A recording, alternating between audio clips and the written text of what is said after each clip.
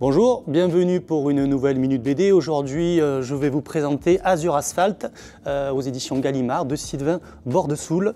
Alors, on se trouve à Nice. Alors, c'est pas le Nice carte postale, c'est plutôt le Nice des petits boulots, des galères, des tâches ménagères, des problèmes de couple, parce qu'on y suit la vie de deux jeunes femmes à qui la vie n'a surtout pas fait de cadeau, donc Candice et Mélissa.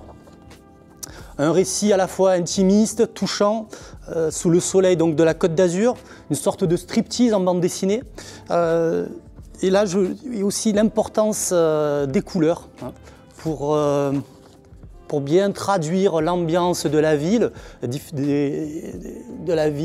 et de ses ambiances urbaines, justement, et puis aussi des couleurs importantes pour traduire le ressenti et l'humeur des personnages, donc de Candice et Mélissa. Une magnifique bande dessinée, un régal, Azur Asphalt de Sylvain Bordesoul.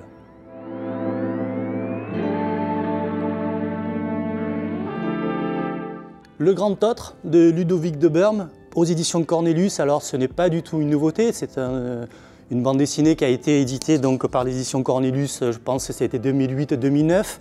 On est dans un univers, alors pour ceux qui ne connaissent pas Ludovic de Berme, c'est un jeune auteur de bande dessinée, enfin il doit avoir bien une quarantaine d'années maintenant, qui est aussi musicien, très bon musicien, guitariste de jazz.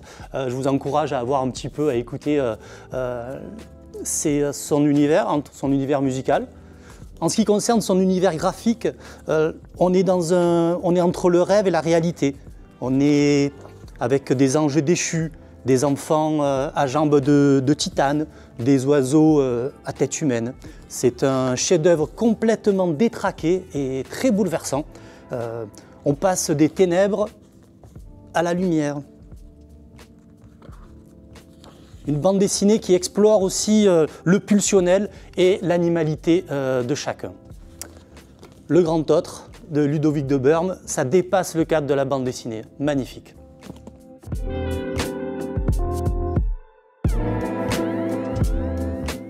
Appart Hôtel de luxe de Edo Brenes. Edo Brenes est un illustrateur et BDiste costaricain. L'histoire se passe donc au Costa Rica. Comme le titre l'indique, on est dans un appartement, dans un immeuble, pardon, et on va rentrer dans la vie de chaque habitant de cet immeuble.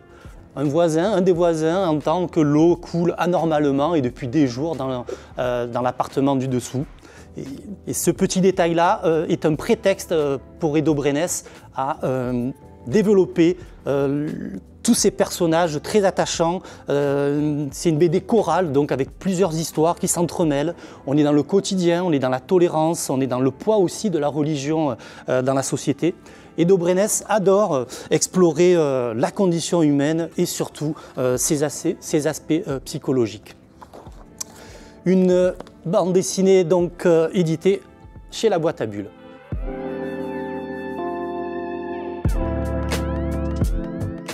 Darwin's Incident de Shun Umezawa aux éditions Kana. On fait la connaissance de Charlie qui est ici, là, sur la page de couverture. Charlie va rentrer au lycée. Par contre, Charlie est à la fois un homme, mais aussi un chimpanzé, parce que c'est le résultat d'expériences génétiques en laboratoire entre des gènes humains et des gènes chimpanzés. Donc, c'est un Numanzé. Par contre, il a été élevé par des parents humains. On fait sa découverte, donc on fait sa première rencontre avec ce personnage-là, donc Charlie, quand il rentre au lycée. Et là, qu'est-ce qui va se passer au lycée? Dès les premières pages, il va rencontrer une jeune femme qui s'appelle Lucie. Lucie, chimpanzé, c'est bon, vous avez la référence. Darwin's Incident, pour l'instant, c'est en 7 volumes en France et je crois 8 volumes au Japon. Il me tarde de lire la suite.